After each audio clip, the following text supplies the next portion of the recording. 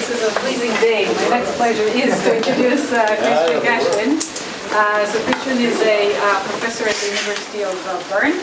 He has spent previously over 20 years at IBM Research. He's an IEEE Fellow and an ACM Distinguished Scientist. He was the president of the IACR for 5 years, from 2013 until recently. Still? Oh, still. Okay. Couple of months. Until 2019. And he is the founder of the Pathology Archive, or ePrint, which I have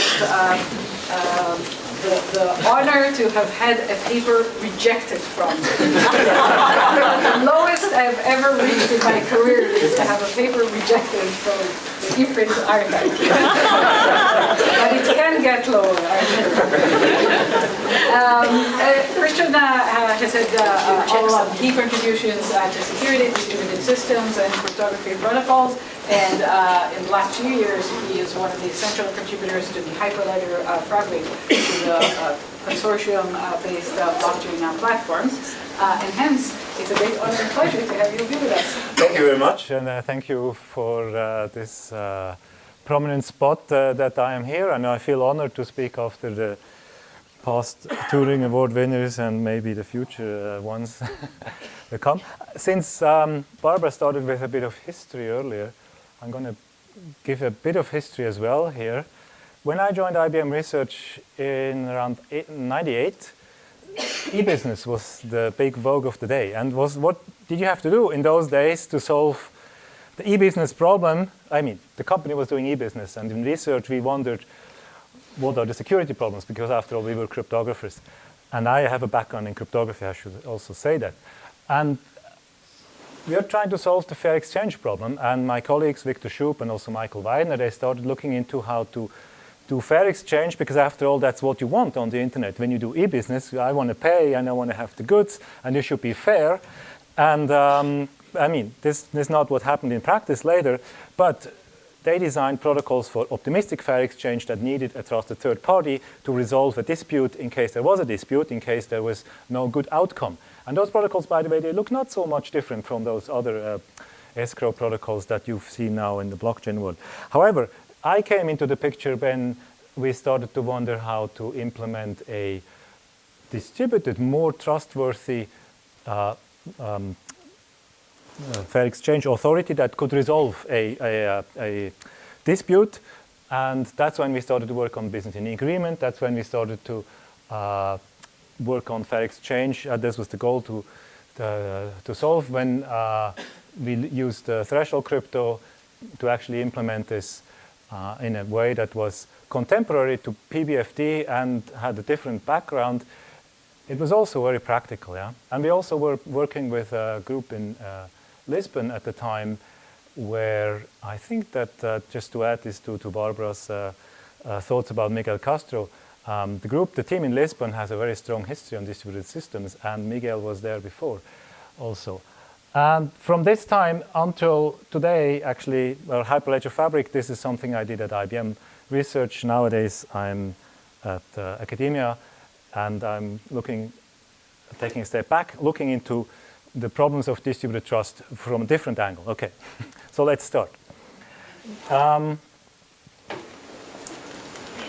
cannot argue about trust, because everybody likes a different thing. And you can also not argue about security assumptions, because security assumptions can too often not be compared with each other. And I've very often been in a conference committee or reviewing discussions where somebody said, oh, this is a totally not relevant, because even because that will not happen in practice, yeah? But the mechanism, given the security assumptions, they were correct and they solved the problem. And so to say, security assumptions are very, very subjective. And that's also how, that's also setting the motto for this talk here. But by and large, I would like to talk more about this phenomenon of distributed trust, about what this actually is that we are doing with blockchains, and what is behind this idea that if you just distribute things, you're going to be more trustworthy. Christian, don't assume that all of us saw educated in culture to know the translation of the gustibus non. I said you cannot argue about trust, right? That's what I said. You cannot argue about trust, yeah? That's what it means, yeah? Okay. Taste. It doesn't mean that. Sorry, taste. Yeah, taste. Yeah, that's what I wanted to say in the beginning. Right, thank you. Systems. Okay, distributed trust. Now, when you ask people what this is, they will say things from Bitcoin is trustless and don't trust a single node, and we may be resilient to failures and attacks, and the majority is right, and there's an aspect of all of this, and this is what makes the systems more resilient than a single node system. Yeah. On the other hand, these distributed systems are in a way more difficult to secure, because now you have many places that you have to, many places where you can attack it. Yeah. And since I think that not all of you are distributed computing people, at least I see some faces here that are in distributed computing, and many others that are also in crypto. I'm going to start with some background on the very basic things here to set the stage for what comes later. Yeah? So traditionally, and also earlier, and many other blockchain systems, they use this idea of threshold trust. The idea that you have a number of nodes and they vote, and the votes are counted. Yeah? Everybody votes in the same way. So typically these are n and nodes, and there are going to be f of them that our system wants to tolerate because they could be faulty. In this place here, they can be Byzantine faulty. And as from the theory, it follows that if you want to do Byzantine tolerant replication in an asynchronous network, or even in an eventually synchronous network that has initial asynchronous periods, you need to have this n bigger than 3 times f. This was recognized a long time ago, but threshold itself depends on various other factors of the model. For example, you can have faster protocols when the world is nice, and then you need a higher threshold sometimes. And this is a symmetric trust. I would like to introduce the ideas behind symmetric trust here, using this model where everybody trusts in the same way. Why is it that we need n bigger than 3 plus f, n bigger than 3f? Why? What are examples that stand behind? And I'm going to focus on this example of replicated storage using the register abstraction that I will introduce later for the benefit of those who have not seen this basic class in distributed computing. But many protocols that come later and actually build on these abstractions. Huh? So in the Paxos or in the PBFD protocols, you have the same kind of mechanisms going on. Before I do this, let me reiterate, to the benefit mainly also of the crypto people here, that in distributed computing, you want a protocol to be safe and live. Yeah? As a crypto person, me too, I too often forgot that protocols also have to be live. And liveness arguments in crypto protocols are often like a one-liner or don't even exist, because it's sort of supposed to be clear that this is the case. However, in distributed protocols, it's clear that we need to reason separately about liveness and safety. Also because you can decompose all the properties you want to achieve with such protocols orthogonally into safety and liveness properties, and a famous result by Alpen and Schneider. Safety means that nothing bad will happen, that your blockchain will not fork. And of course, if you don't do anything, then you're always safe, yeah? But that's not the goal of our systems. Liveness means that the protocol actually does some work, that there is something happening where you have to reason about executions into the future. And if you do something, you're always live, but you're not necessarily safe. And so you have to understand protocols from these two viewpoints. This is very well understood also. And also, only if we combine those two, we are making real progress. Blockchain safety here means basically, if you translate it to blockchain, that we know who owns which coin, that the ledger does not fork in some way, and that that the system maintains the consistency itself. Blockchain liveness, on the other hand, is the property that the system responds, that you can execute transactions, that the market remains fluid. That's a very important thing as well for distributed systems, for blockchains that trade, where there are some economic values attached to coins and so on. And again, with a trusted centralized system, we would assume that we can get these things easily if there are no failures or attacks. And the challenge is to build liveness and safeness into one system. And here is my favorite textbook that I will read for what comes now. And so I can recommend this if you wanted to have more time for reading on this. The basic abstraction I want to use now for illustrating some of the concepts underlying these protocols is the one of a read-write register. So that's an abstraction that is implemented by distributed processes. It's called a register because originally it was modeled in a shared memory multi-processor computer. Nowadays you can think of processes talking to the cloud. You never know where it actually, where your value is stored. It may be stored by a replicated system, may be stored by a blockchain, for example. Every operation that we do in this model here, for the operation, we model time. Operations are asynchronous. Operations take time, so operations have a moment when they start, modeled through an input event, and they have a moment when they are complete, modeled by an output event, which the protocol will generate. And between this input and output event, the operation actually takes place. And this is what we're going to reason about. As a simplification here, in real world, multiple processes or nodes might be writing and reading from such a storage location. Here we're going to simplify. There is a writer, one single process that can write and one single process that can read. This leads to the so-called single writer, single reader register. But you can build in a nice way that goes back to the pioneers of distributed computing as well.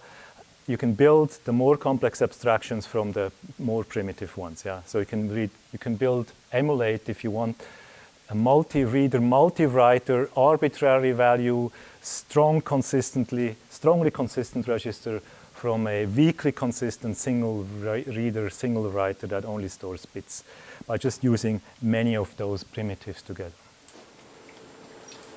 So here I just want to talk about this model for illustrating protocols, and please do interrupt me if something is not clear. Yeah, today I said we are using this model for blockchains. We can also think that our blockchain works like this.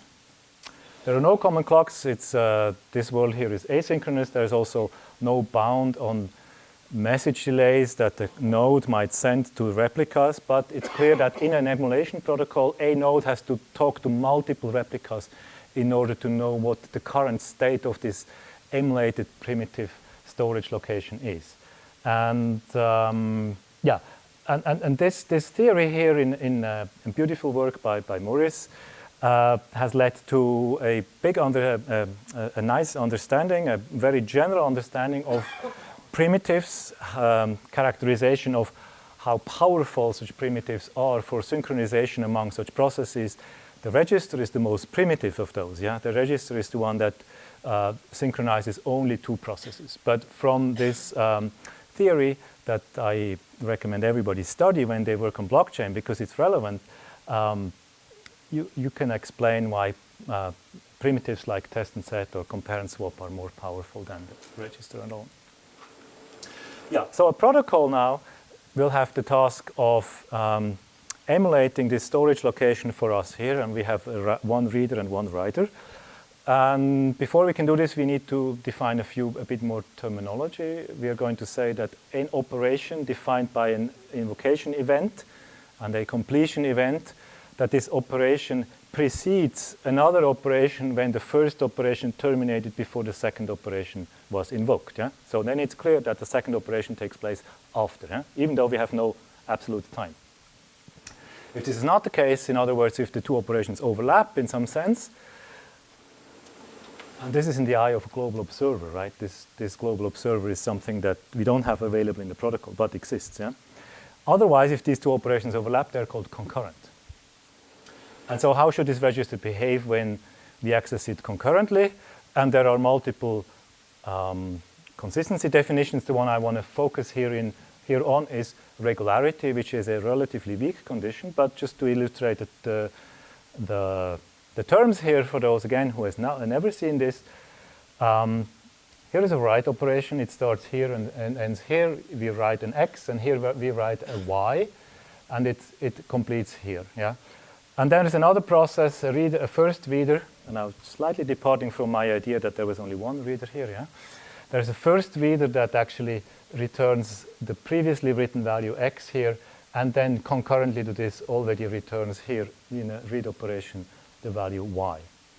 Here is a second reader, the red one that I'm going to focus on here. The second reader returns the value that is being written here, okay? And so you might wonder why this is possible, and indeed it's possible because these two operations, they overlap. So there is a moment when some traces of this value Y being written can already influence the return value of this guy here, and this is perfectly fine, yeah? And this guy also returns Y. The question is now, what do we ask for the specification of this read operation here? If the register is safe, and this is terminology going back to Lampert's original papers on concurrent computing as well. If it's safe, it means basically nothing about nothing, because the safety concept used here only says something if the two operations, the read operation is not concurrent to any write operation. Safety actually means that you're not faulting in that sense. You're not aborting because there is a write operation ongoing. Yeah? So you can return any value from the domain here. That's not so interesting. Interesting is regular semantics or regularity, where the red client must only return the value that has been written, completely written there before, or a value that is being written concurrently. Yeah? And I'll show an example execution where you can see in the protocol how this may actually occur.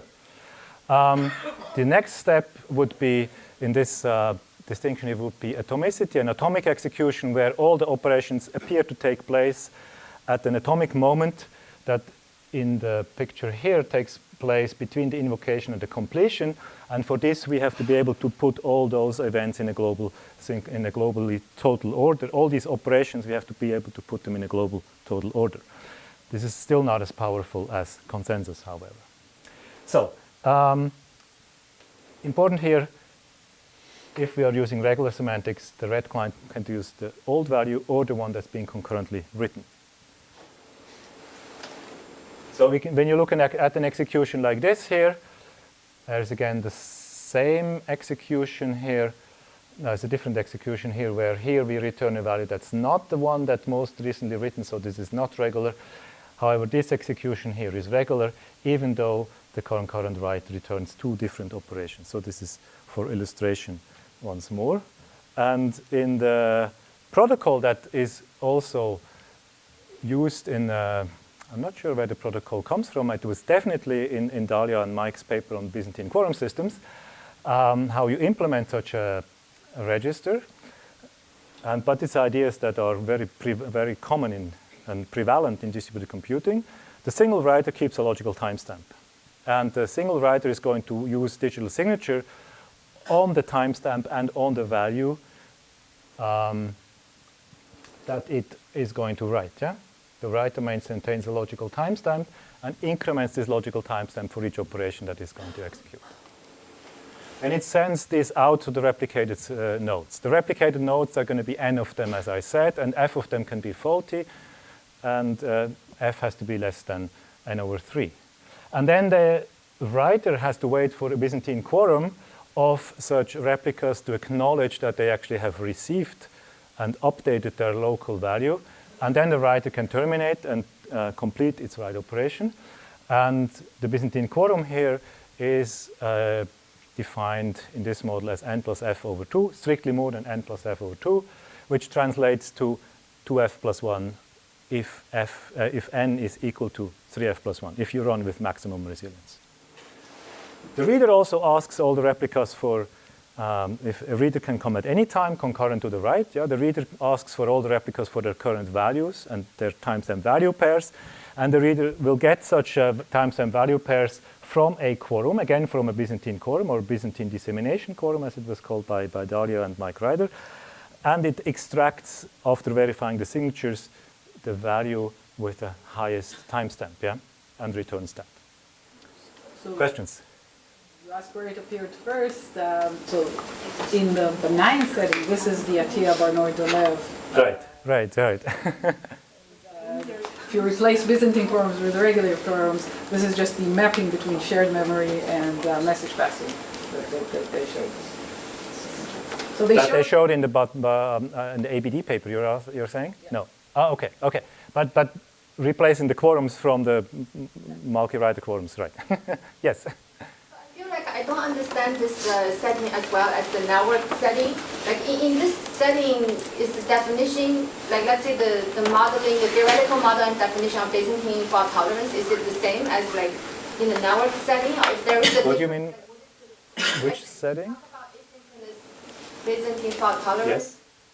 Also with like linearizability in the network setting? There is no linearizability here in this protocol. This is regular. This achieves regular semantics only, not linearizability. It's a different notion of Byzantine fault tolerance. I don't understand. Well, okay. Well, Byzantine fault tolerance depends on what you call the Byzantine fault tolerance. I'm using the term Byzantine fault tolerance for whatever task you can do to tolerate Byzantine faults, not only state machine replication. As the work of Herlihin Wing shows more, is that if you have consensus among them, you can replicate any data structure like this. If you only have, if you don't have that, then you can replicate at least a register without any other semantics like this. Yeah. Is this like weaker, or? This is weaker in one model. This is strictly much weaker, yeah, because this protocol itself is a little building block inside PBFT, for example, and inside other broadcast protocols of this sort, yeah. So that's why I'm showing this to you here, because it's a building block that shows up in many places, yeah. Yes? Just a couple of slides. So this one here? yeah, so does a regular register allow the second read to return an X even after the first read returned a Y? Yes. That's exactly what the point I want to get across. And I will have an execution that shows how this happens here. After I give you, I'm going to show you the execution here. There's a lot of arrows here, but you can see again here the write of the X followed by the write of Y, and it's now only one client reading. And let's see if there's a laser pointer, because lasers are not, yeah.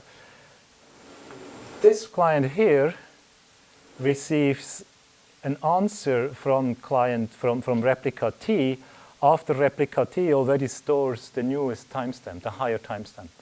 So this client here, in this case, will actually return Y, the newly written value here. Here we're writing Y. It may be the case that it executes another read operation later, and because we didn't do, it would be simple to defend against this by just buffering the highest timestamp, but this is something that comes later. If we're just looking at because the network here might respond in arbitrary ways, it can also get, in the second read operation, it can get responses that are from the Byzantine guy who will respond with a value that it has been properly signed, but it is at its deliberation what it wants to sign, and these two other processes who have not yet seen the update. Yeah? And this one here actually reaches the process, the node Q, even after the operation terminated, but the operation here terminated, this is not shown, after receiving acknowledgements again from 3. Yeah? This is 4 processes, the minimum BFT system that makes sense in a way. Okay? And then, yes, of course, if you are running the read operation, invoking it after the write terminate, you must get the most recently written value. Okay. Yes, that's the illustration of this. I wanted to show you at a high level the, yes? How did you define the end of a write operation? The end, at the end here, this dot you mean? This is when the writer gets an acknowledgement message from a quorum, from Byzantine quorum of replicas that acknowledge to it that they actually have stored after this, and this guy here. Yeah? And the protocol is shown. No, wait. Where is the protocol? Here, yeah. So this is how the pseudocode will look like in all of those textbooks.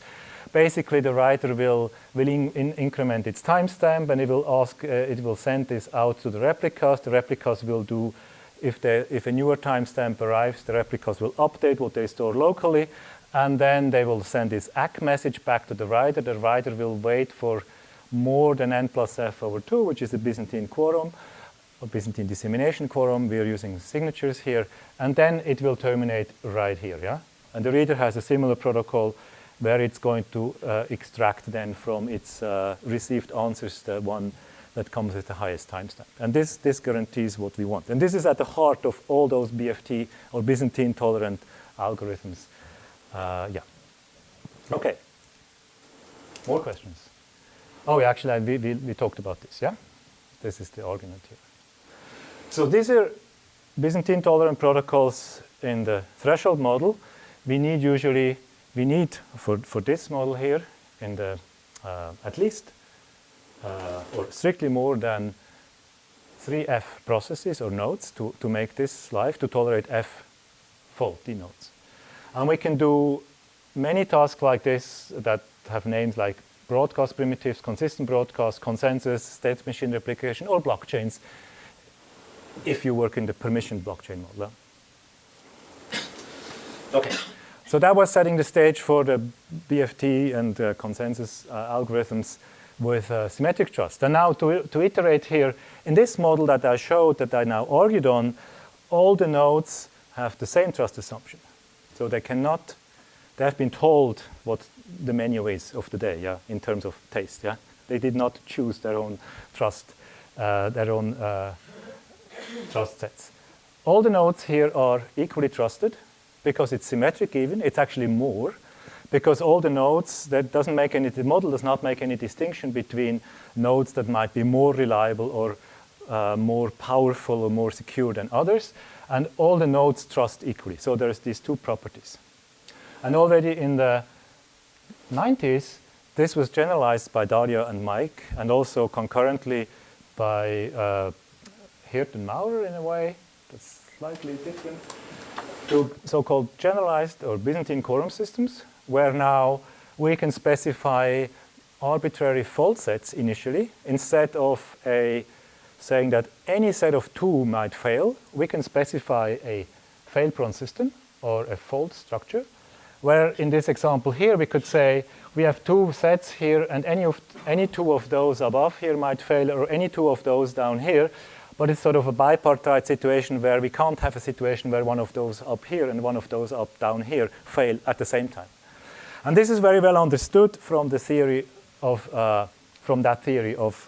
Byzantine quorum systems. It was defined by Yuli Maurer 20 years ago already. That's exactly here, right? And by Daria and Mike as well. That's what I'm saying. I'm just saying that exists, right? 0 is after 98. I think, yeah. Okay, let's not get into this discussion. I think I've talked to both people, and the work was independent. These are the journal versions that were published years after they first published these ideas. I think it's fair to say that they did not understand each other at the time. Questions, because I don't understand the model well enough. Like, for instance, in this study, it's like the synchronous model. Like, what do people think about synchronous versus asynchronous? Like, is asynchronous okay. model, or people don't think synchronous? Here we don't talk about synchrony or asynchrony at all.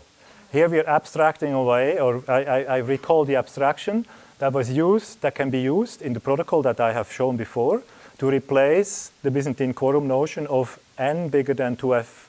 Of the number of acts that I need, the messages that I need to receive, that had to be bigger than n plus f over 2. So you can receive a quorum of such responses, yeah? If you define the quorum system like this, and I'll talk about the definition of the quorum system in a moment. The definition of the quorum system is derived from the fail-prone system here. The fail-prone system is first of all, you specify who you want to tolerate as possible adversaries. And notice that there are 6 nodes here, so you cannot have n bigger than 3f, right? Because there are only 6, and 2 of them might be faulty, right? But of course, we don't have all possible. Yes, I'm not asking about the protocol. I'm just asking from a modeling perspective, like does asynchronous make more sense here, or does synchronous make more sense here? None of the two. None of them. None of them. We don't talk about protocols here. These protocols, these notions make sense once you talk about asynchronous protocols, like the protocol I've shown before, which is the example from the Byzantine quorum systems paper, yeah? With actually one of them, yeah. And then the sets here are going to be quorums in this model. And notice now, compared to the threshold trust model, not all nodes are equally trusted anymore. We have certain nodes that play a bigger role in a certain way, and other nodes that play a lesser role. Not all nodes are trusted in a symmetric way, but all nodes trust in the same way in this picture. All nodes use the same trust assumption. If all of us treat these sets in the same way, then if I remember the result there, the result says in the same way that you have shared in the threshold model, here you just translate into every 3 bad sets shouldn't cover the whole. Exactly. Thank you for looking ahead. This actually is an ingredient in this model here, a consequence of the definitions that I'm repeating here, that you can show such quorum systems exist if and only if you don't have any 3 bad sets that cover all 3 sets of bad nodes that cover the whole space. Yeah, so it has to be an extra one, generalizing on the condition that n has to be bigger than 3f. Yeah. And so here you have again a consistency definition which translates into safety, that every 2 quorums must intersect in a set that contains not only faulty parties, for any set of faulty parties, and an availability condition that says for each set of corrupted parties, faulty parties, there must exist a quorum that is joined of them, because in our protocols we will usually rely on such a quorum to tell me something, and then I'm progressing once a quorum tells me something. Definitely the protocol I've shown you before was of this kind, where I'm reading from the register and I wait for a quorum. And this is the same quorum here that works. So this is the model of symmetric trust. Okay, so what about asymmetric trust? And this is the topic I want to get to in this talk now. What happens if each node now specifies its own fault sets, its own fault assumptions in the same way as before, yeah? So I think that 2 of those might be faulty and 3 of those, and you have a different assumption who might be faulty and who might be correct. And as for illustration here, we have again 6 nodes, and this is the fail-prone set, the fail-prone specification of node P, that has 2 neighbors in the ring here. Its neighbors are more trustworthy because he's close to them. So it says Q and R might fail independently of it, or might fail. There could be possible failures, but Q and R don't fail together, and Q and R, when they fail, they don't fail with one of the others. So the fail-prone system here contains Q and R as potential singleton sets. And of the remote ones, it's the same situation as before. Maybe 2 of them can fail. I want to be prepared that 2 of them can fail. So this is now a fail-prone system that P alone would specify.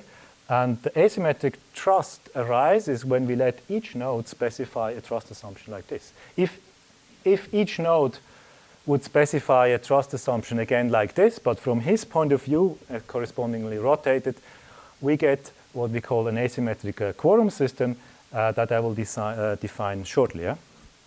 You assume that this asymmetric trust, I know your trust set and you know my trust set, or this is... Here in this picture, we're just looking at this. We know each other. We know the trust sets. Yes, in this picture, we know the trust sets. The trust is known to everybody. We know that, right? Yeah. So this is only in the crash model, right? The specification? The specification does not say something about crashes or not. The specification says something about potential failure. But it's clear that we're going to use it for Byzantine quorums later. But these examples are like the benign crashes, right? Or here, when you say fail, you mean it could be a... No, I meant Byzantine failure. I mean Byzantine failure, right?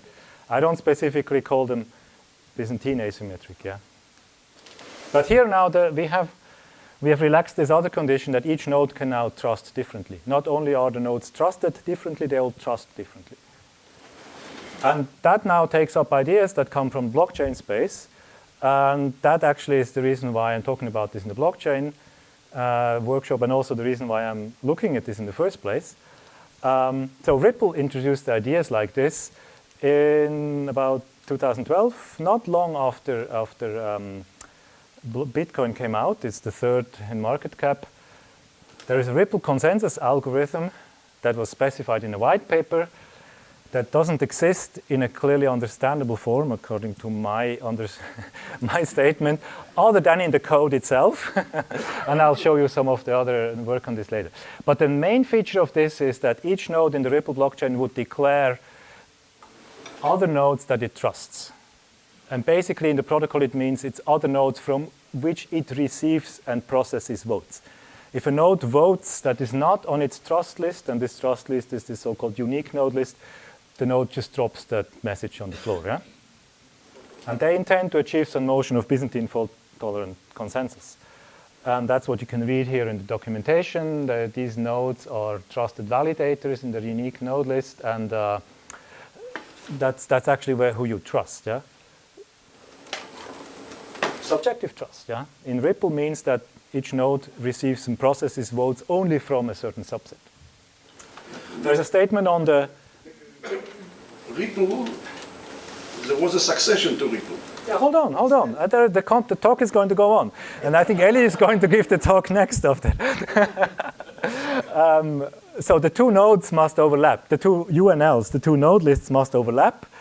But by how much? And and what nodes can fail and what happens to the system? Here's another example. This is from the white paper in 2014. They said, oh, the two node lists that you and I might have, they should overlap in 20% of the maximum of the size of our lists. And this was something that everybody who looks at this and knows something about the other quorum says, why 20% is not strictly bigger, so we don't know how this comes along. And also, there were multiple people looking at this.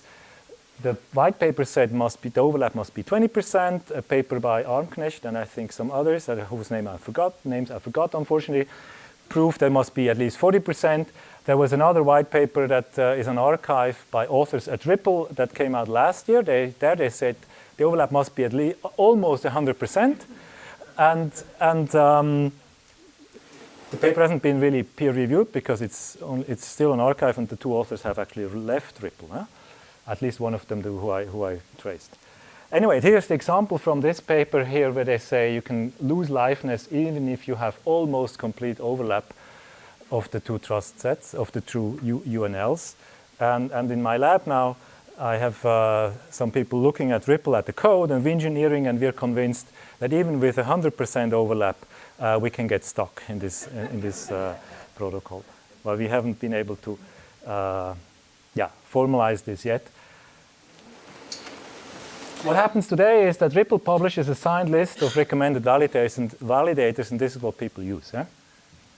Today there are 31 nodes here, but it's inherently difficult to test such systems in the sense because it's not some attack that you can just run on your own in the basement. This is something that you would have to control a substantial set of nodes, or you simulate the whole network.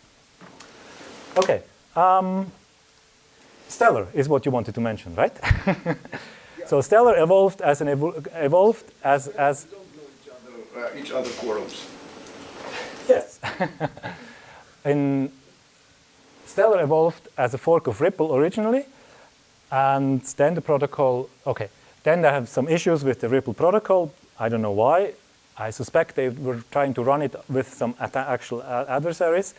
But then the protocol was redesigned from scratch by David Mazière, and it was documented in a white paper that's been on the Stellar website, and it achieves a notion that is called federated quorum, a federated fault-tolerant consensus, federated Byzantine consensus.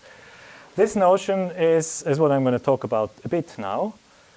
This is the original thing which I don't want to talk about, but there are these quorum slices in the Stellar architecture or the Stellar white paper where the code responds to a statement that is asserted by a quorum. If a quorum says this is what I should do, like this is the value I should read, I proceed in the protocol. Yeah.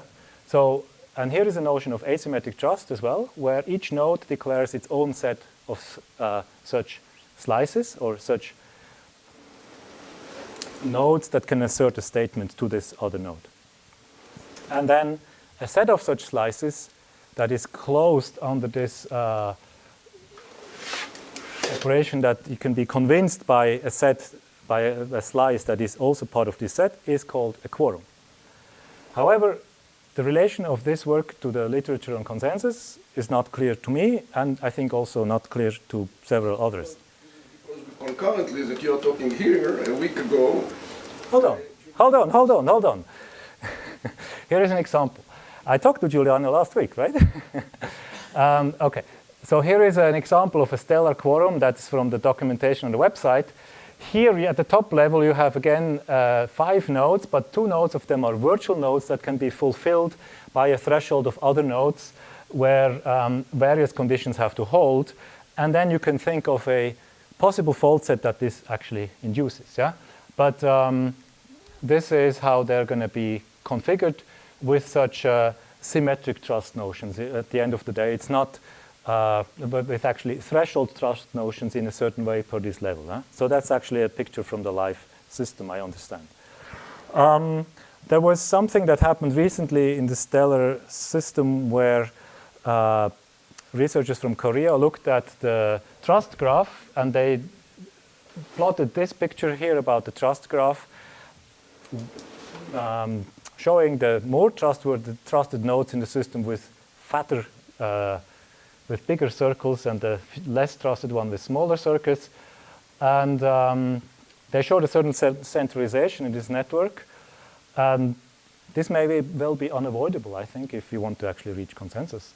But this is actually what they showed.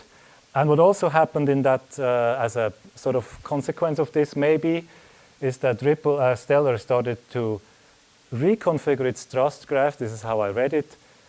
And then they had an issue where the network actually stalled because not enough nodes were live. And this can happen, of course, in any BFD system if you violate the assumption. But it shows somehow that it's not so clear that what goes on in this protocol here. So last week, there was, yeah? I don't think that's what that actually shows, that people don't know what's going on. Obviously, you know, take what I'm saying with a grain of salt. But I think that the problem is that paper by Kim didn't distinguish failures of safety from failures of liveness, but the consequences are extremely different. So if you look at what actually happened on May 15th or whatever, we had this one, right? But imagine if like Bitcoin had taken 67 minutes to like block or something, right? People wouldn't even have blinked, right? So it's like, yeah, it was bad. We had to have like intervention, but there was no like money lost or anything like that. No, I don't know. I mean, there were definitely human intervention was needed, but also if you take a PBFD style system and you don't have enough nodes that are there, you can lose liveness as well, right? Is much, much less serious than a loss of safety, particularly if your protocol allows you to recover from a loss of liveness, right? I agree that liveness... You're in big trouble. If you get 67 minutes of downtime, it's not great, but you know, wire transfers take 24 hours now anyway. Yeah, okay. I agree that liveness is often not as serious as safety violations. However, I think we want to understand how they go together. Right, but particularly in the asymmetric case, you have to consider them separately because it could be that you want your fault tolerance for safety to be much, much higher than your fault tolerance for liveness. That may be a separate discussion for which we should elaborate later on, okay? Yes? So I have a question on your description of Stellar, which I never really managed to fully understand from the paper. So since I have a lot of experts in the room, I'd like to ask it. Each node basically finds quorum slices, but my reading of the paper was that you move to a decision if you actually observe signatures from a full quorum, not just the slice you trust. Is that true or not? I think you move. So you don't just wait for your quorum slice to say okay. You have to wait for a full quorum that contains your quorum slice to say okay, right? Okay. Is that right? I'm not aware of that. That is correct. I think I responded to what I traced in the protocol, in the paper. However, also check the SOSP paper that's next week, which is better than the way. Yeah, okay. So there's a paper here from... Let me just say, the one thing is that's slightly counterintuitive if you've been in the area for a while, is that really a quorum is a property of a set of messages. In Stellar, it's not a property of a set of nodes, because you might change your quorum slices. And so that goes against our intuition of how we've been thinking about these problems. Okay. I'm going to have an answer that is actually in line with our intuition about how we think of our quorums in the past. Here is an answer that was given last week at the DISC conference in the formalization of a personal Byzantine quorum system. And the thing that's sort of striking here and is a technical difference between the existing quorum systems and this formalization here is that we define quorums knowing who are the actually faulty parties in an execution. Yeah? So we first assume a faulty set of nodes, and then we have a set of nodes that are correct, and for each of those correct nodes, we're going to have this property here asserted, namely that, I'm not going to parse this. I'm going to leave this for the later discussion that you are going to put out. Yeah. However, what I understand from this is if you instantiate this notion of quorums with symmetric trust, you don't get the notion that Malky and Reiter had in the paper. It's a different notion in this sense. And that's why I want to lead you to this other notion in the last 10, 15 minutes now. What was this last line? Can you repeat? Can you go back? It does not give a Byzantine quorum system. Used for defining quorums? What do you mean by that? Just, we don't know. Processor don't know who is faulty and who is not. But this mathematics here says it does. It's a different viewpoint. I think this is. You can get an approximation of a quorum, something you know is a quorum, but there may be quorums that you don't know about, but that technically are quorums by the definition because of certain faulty nodes. Okay. So the word quorums gets us thinking about things that may not be the case here. So let's look at asymmetric quorums. Behave nicely. Well, then we don't know, but we still have to be protected against them, right? Yeah, but they might vote to me, but they might not vote and send the same vote over there. That's exactly what we want to prevent against, yeah? Okay, coming back to this world here. So an asymmetric quorum system is a quorum system that starts from the assumptions of fail-prone sets, but each process now each node specifies its own fail-prone sets. Each node has its own subjective trust assumption, expressed in terms of faulty sets. Yeah? According to the process node PI here, all of those in its own faulty set might be faulty at some time. And an asymmetric quorum system consists simply of an array of a quorum system, a traditional type symmetric quorum system for each participant, but now we have n processes that each has a separate quorum system. And there is a condition here that each two quorums have to overlap in a set of nodes that does not include only nodes that I consider to be faulty and that you consider to be faulty, because we don't have the same trust assumptions, obviously. So there has to be some other node that is correct for both of us. And the availability is only per process, only per node. For each node in its own quorum system, and it's according to its fault assumption, there has to exist a quorum that does not intersect with its fault assumption. There's a QJ too much here. Oh, okay. That should be a QJ. Yes, thank you. What are the stars? Oh, the stars is the set of subsets of that, because you might not have a common set here, yeah. But otherwise, the notion here is maximum for the maximum sets. Yeah, and this goes actually back to a paper that was even before Satoshi started to think about blockchains, where this originally comes from, but this was never formulated and put into context of the distributed computing literature in the past. So earlier on, you mentioned that someone mentioned that there is this property that I call Q3 property according to Hirten-Maurer, which means that in the symmetric quorum system, no 3 fault sets must cover all nodes.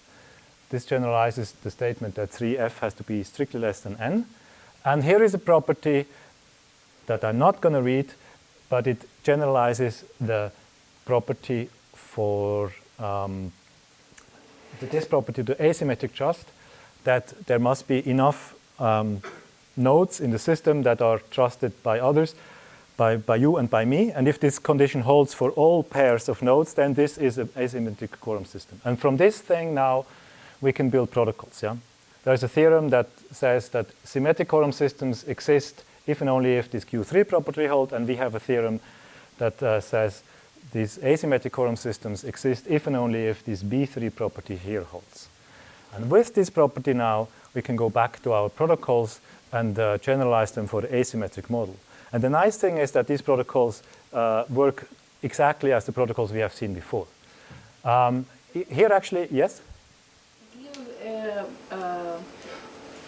One example for intuition, because it seems like all the properties that matter, I can have my subjective, personal quorum system, you can have yours, but all the properties that matter should actually hold for both of us. So I may have all these beliefs and fail sets that are not in the intersection with you, and they don't really matter. So can you give some intuition of an example where it really is not 3f plus 1 or some weighted version of it? Oh, just the neighbors here, for example. I trust my neighbors more than the people who are living across the street. Yeah, but if you don't, and you and I are in the same system. Yeah, you trust you're up here. You trust in a different way here, right? And this shows that this is going to be a quorum system. If all the 6 nodes trust like this in a symmetric rotated way, this is going to be a quorum system, and we can run PBFT on it. We trust our neighbors more than our remote friends, for example. Yes. Oh, this comes in a second. Again, this is not some example you can get as a generalization of threshold trust. This is always what one has to pay attention for. Yeah? So when the system actually runs, then there are going to be faulty nodes, Byzantine nodes. And now is a new element, and this is also in the other systems like this. If you have a node that now makes, there are faulty nodes. These are the nodes in the set F, yeah? And then there are correct nodes. All the other nodes are correct. But some of them are naive because they made a wrong trust assumption, and some of them are correct, are wise because they made the right trust assumption, in the sense that the actually faulty parties, the actual fault set, was foreseen by them, yeah? And the notion, again, that I think is found in a similar way in the stellar formalization. Here, the nodes that made the right choices are called wise, and simple examples will convince you that we can guarantee properties that we want from such protocols only for the wise processes. The naive ones might have the wrong friends, and they're talking to the wrong people, so they can be cheated, yeah? Even if they're correct, yeah? So with this, we're going to be able to say that the wise processes are safe and live. They're not always live, because in some cases, we need the assumption of what we call a guild. And a guild here is a set of wise nodes that will contain a quorum for each of the member nodes. Again, this seems a bit related to the stellar notion, but it's technically not the same.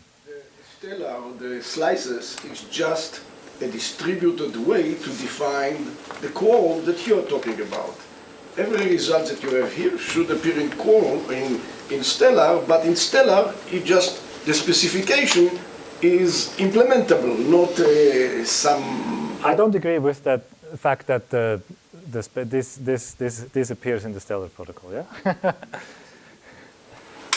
Here is the algorithm that I had before with symmetric threshold quorums. We wait for n plus f, for more than n plus f over 2. This is the register implementation. And you can go to generalized Byzantine quorums by replacing this with a quorum. Yeah, this was in the Malki-Reiter paper. And if you look at the asymmetric quorums, we replace those with the subjective quorums for the process that runs this operation. Yeah? So here the writer waits for a quorum for itself of responses, and the reader writes for a quorum of x, not x, for a quorum of values for itself. Yeah? And if the reader and the writer are both wise in that formalization, then they will be consistent, they will satisfy the specifications of the register. The naive nodes is a new element because they don't exist otherwise. Yeah? Okay, and then in the paper and in an upcoming paper, we have a couple of protocols that can be derived simply by taking the existing protocols and replacing quorums like this. It's not totally straightforward because one has to get to the notions like this, but the protocols will look very similar to the existing protocols. The protocols actually are, as I showed before, just replacing the quorums, the symmetric quorums by the asymmetric quorums. But then many such protocols have notions of you need f+1 processes to do something, right? And then this is going to be different depending. There are different ways to generalize this, yeah? Because f+1 in the model with n equals 3f+1, this can be a set that is called a core set in some old papers that contains at least one correct process. But it can also be a set that we and others in the past have called a kernel that actually overlaps with each quorum. Yeah? So the correct thing, for example, for this Bracha broadcast, which is a core primitive that shows up in a way in PBFD and in other systems, is to use the kernel for this abstraction.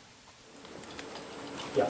And these protocols don't really look different from the other protocols. So when you send this, actually we sent this to a conference in distributed computing, and people say, oh, the protocols are the same as before, so why should I care? And I think this is exactly the point that the protocols look the same, yeah? Because we want the protocols to be the same. They're just much more powerful now because they can work with subjective trust, with these different trust assumptions. And I think that's about it. That's what I wanted to say, and I thank you for your attention, and I'm taking further questions.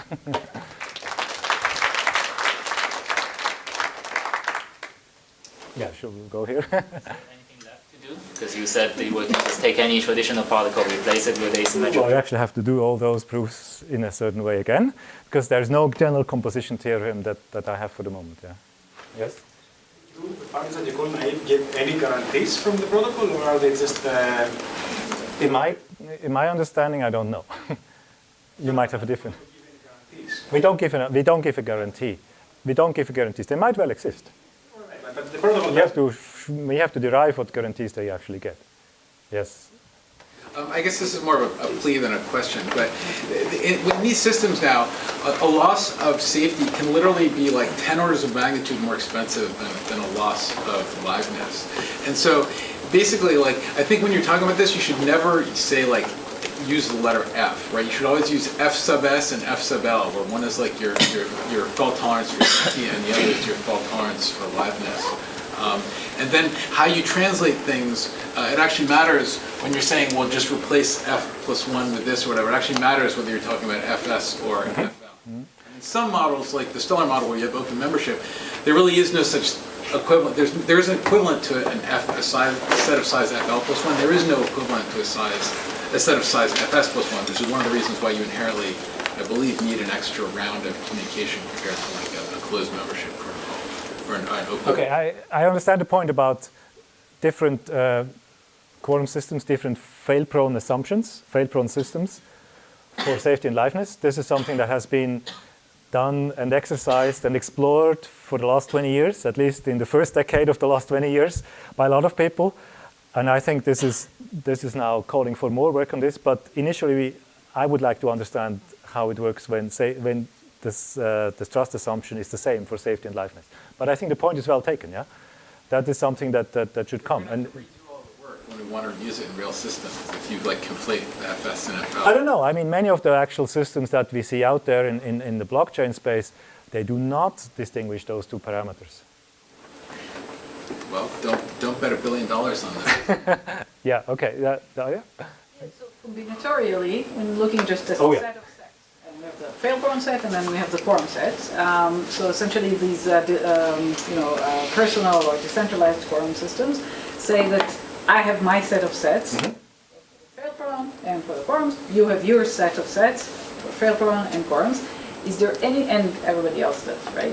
Mm-hmm. Is there anything in this theory that you couldn't derive by just saying, let's just take unions of quorums? So clearly, every two of my quorums intersect in something that's not contained by what I believe is fail-prone. Mm-hmm. Any set of two quorums that are in your set do not intersect in something that's contained in what you believe is fail-prone.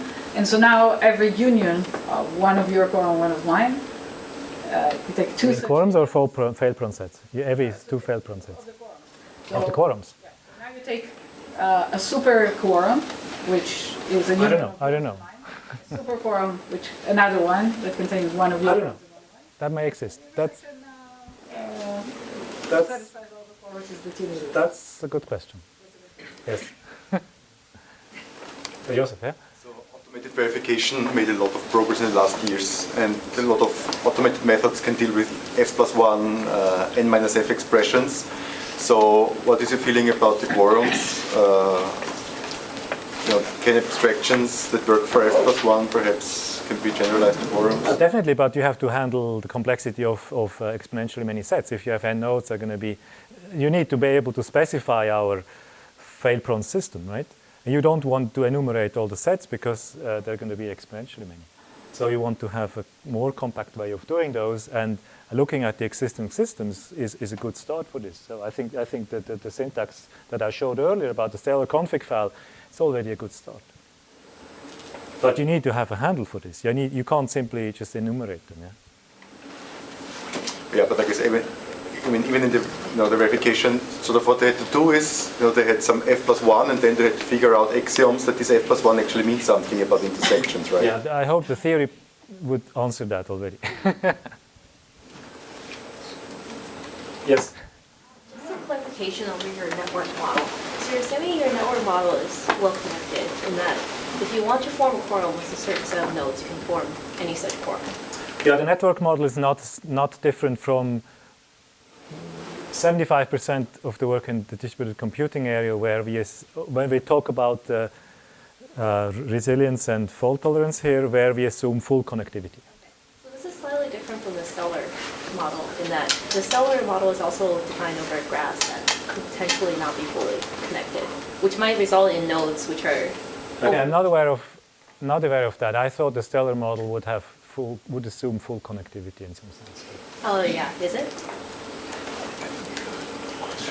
Full That's connectivity. orthogonal. You need to be able to reach a quorum. It assumes quorum intersection. Yeah, broad. So what actually is different in the cryptocurrency space and in the blockchain space from the papers in PBFD and systems papers that followed it, and also our older papers, is that we don't use point-to-point connections between nodes. We just gossip the messages. Necessarily, this means we are going to use public key signatures instead of point-to-point authentications. That's what the people frowned upon in the past, because they thought it's way too slow to use public key signatures. But if you compare the time that the signature operation takes, it's minuscule compared to the latency on the internet. And the scalable communication through the gossip networks is a big plus that these systems now have added, which is not the same that was there before. So in that sense, communication model differs a bit, yeah. But you still have to know the other nodes. You still have to know, you have to be able to verify a signature from another node. Yes. So I guess we'll have the rest of the We week have lunch. to dig deeper into it. So thanks, Christian, again.